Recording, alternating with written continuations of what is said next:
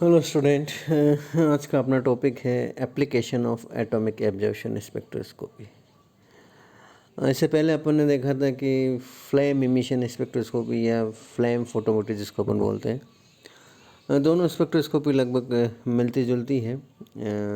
थोड़ा सा ही अंतर है, तो इनके एप्लीकेशन में भी बहुत ज़्यादा अंतर नहीं है। दोनों स्पेक्ट्रोस्कोपी एक ही तरह काम करती हैं।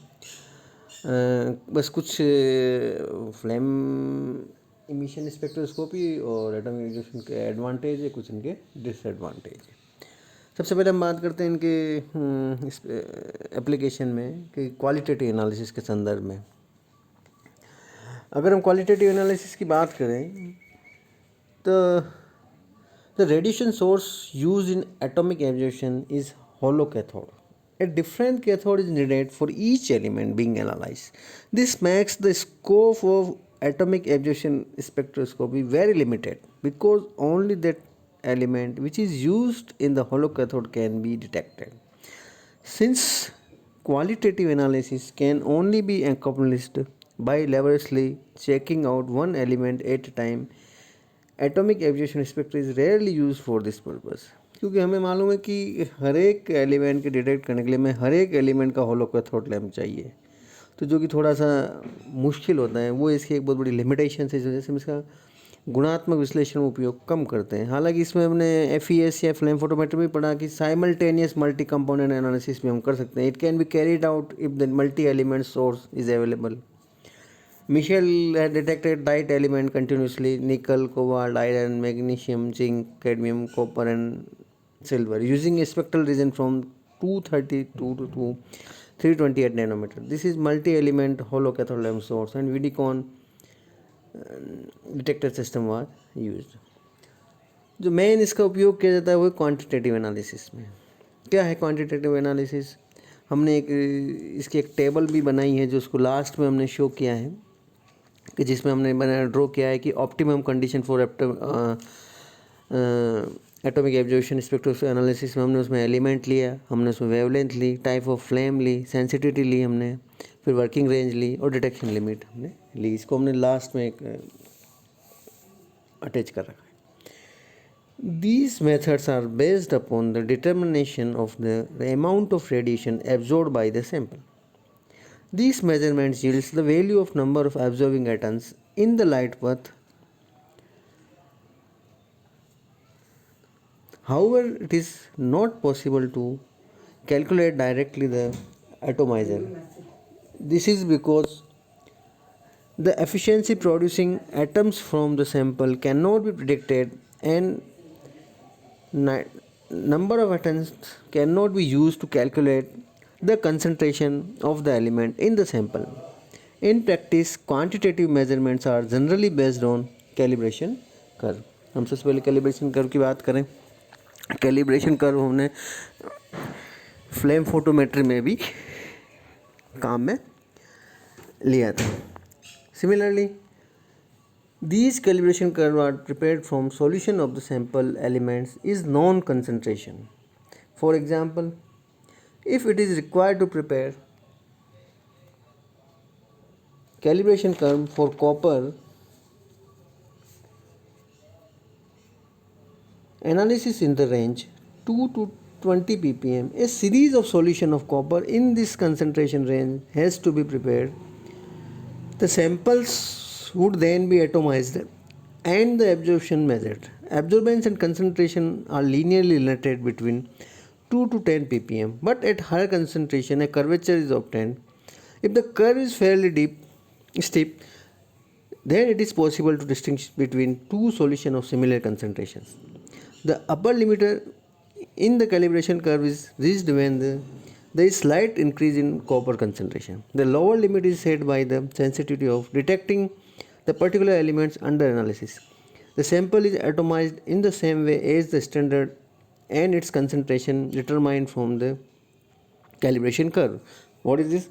Absorbance is equal to slope into concentration, or we can tell A is equal to M into C. The relative error associated with an atomic absorption analysis is 1 to 2% under usual condition.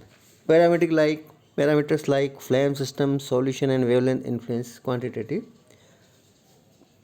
determinations. We will now talk about some typical typical analysis. It is well known that sample of sample for atomic absorption spectroscopy must be in the form of solution. So solid and gaseous sample are first to be obtained in the solution form. Number one, solid. The solid sample should be dissolved in suitable solvent and then analyzed. Example include metal alloys, soils, fertilizers, ores, polymers, cement, bone ash, plant, and animal material. Liquid. These may be analyzed directly. Example are pollutant in waters, electroplating solutions, blood petroleum products, etc. Third one is gases. The metal component should be collected from the gas sample by absorption or by trapping in solution. The absorbent may then be analyzed. Now, what are the use of AS with reference to some examples? Number one, determination of metals in biological system. The organic matter is decomposed with 50% hydrogen peroxide or concentrated HNO3 or H2SO4. The use of the acid depends on the nature of trace metal. Another one, determination of sodium, potassium, calcium, and magnesium in blood serum. Several diseases like diabetes and primary aldosteronism can be diagnosed on the basis of presence of these elements in blood serum. The procedure consists of in preparing the diluted 10, 20 and 50 times solution of serum sample in presence of lanthanum chloride, which overcomes the underestimation of calcium due to phosphate suppression. The test solution are then aspirated in atomic absorption spectrometer and absorbance method. These are compared with those noted for aqueous standard solution. Thus, calcium and magnesium can be estimated in presence of lanthanum chloride. Sodium and potassium can be determined in dilution of 50 or 100 is to 1 ratio. Another one, determination of lead in petrol. The two methods are in use. Direct method is applicable only when the nature of additive, either tetraethyl lead or tetramethyl lead, or their ratio is known. If the nature of lead additive is not known, indirect method is used. Number one, direct method. Standard solutions containing tetraethyl or tetramethyl lead are prepared in cyclohexanone. For tetraethyl lead, the range of standard is 0.5 microgram per ml, and the tetraethyl lead, the range is 0 to 50 microgram per ml. The aspirating of standards is done at 283.3 nanometer using air acetylene mixture. Response curve of tetramethyl lead and tetraethyl lead and mixture are prepared by plotting absorbance against concentration. Now the sample petrol is diluted with cyclohexanone and concentration of additive determination from response curve. Another method is indirect method. Standard solution of lead containing 50, 25, 10 and 5 micron per mm are prepared in deionized water. Absorbance of each standard is measured at 283.83 nanometer. Now the sample of petrol under study is treated with bromine water to convert lead into lead bromide, which is extracted with dilute HNO3. This is aspirated in atomic absorption spectrometer. Lead contained in petrol sample is calculated by lead as a microgram per cent ml is equal to S2 minus S1 upon S0 minus S2 into C into 1 upon 10 into density of original sample, where S0 is scale reading for blank 1% HNO3, which is S1 sample extract, S2 standard, and C is concentration of lead in microgram per ml.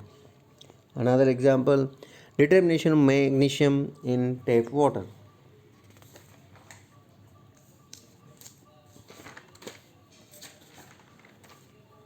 In case of determination magnesium in potable water, very few interfaces are encountered when using an acetylene air flame. In case of determination of magnesium in potable water, very few interfaces are encountered when using an acetylene air flame. Preparation of standard solution. A magnesium stock solution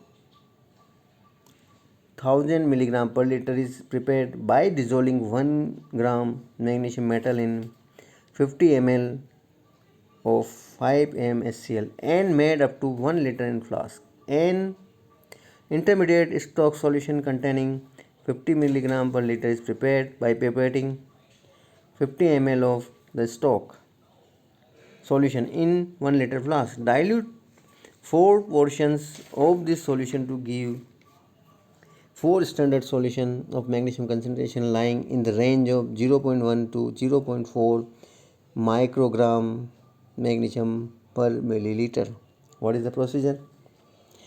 Place a magnesium hollow cathode lamp in operating position. Select the magnesium line at 285.2 nanometer using appropriate monochromator. Slit width. Starting with the least concentration solution, aspirate standard magnesium solution into the flame. For each, take 3 reading of the absorbance. Aspirated deionized water into the burner between each solution. Finally, note the absorbance of the sample of tap water. Plot the calibration curve and use these to determine magnesium concentration of the tap water. What is the result? If the magnesium content of water is more than 5 microgram per ml, it might be considered preferable to work with less sensitive magnesium line at wavelength 202.5 nanometer. Last one is determination of vanadium in lubricating oil.